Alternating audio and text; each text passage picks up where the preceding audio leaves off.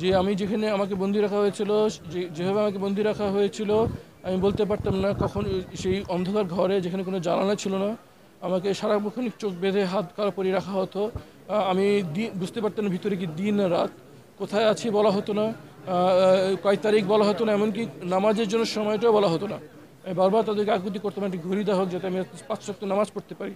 আমাকে সেটা দেওয়া হয় নাই। আমি বলতাম যে আমি আমার বাবার প্রিয় নিয়ে যদি আইনজীবী, শেষ মুহূর্তে আমি জানি না কী হয়েছে, আমার পরিবারের সাথে থাকা দরকার। যদি ওনাকে রায় কার্যকর করা হয়, যদি ওনাকে ফাঁসি দেওয়া হয়, দাফনের জন্য আমার পরিবারের সদস্যদের কাছে আমাদের থাকা উচিত।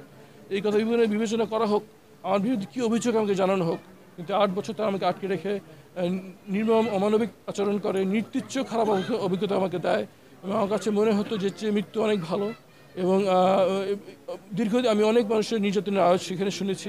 এবং সেটা আমি বারবার যখন আমি আমার অভিযোগ জানতে চেতাম, আমি কেন আটকে রাখছি জানতে হতাম, তারা শুধু বলতো যে আমরা নির্দেশ পালন করছি, আদেশ এসেছে আমরা আদেশ পালন করছি। আমি এর বিচার চাই, সবার কাছে, সবার দেশবাসী সবার কাছে সাহায্য চাই।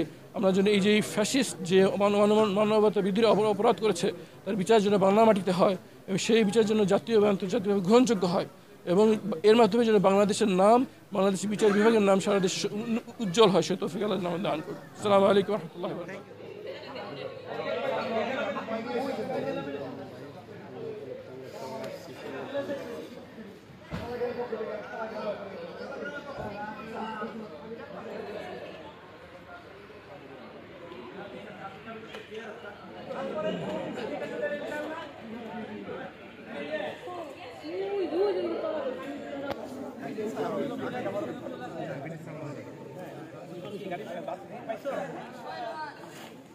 যারা দেখছেন তারা সারা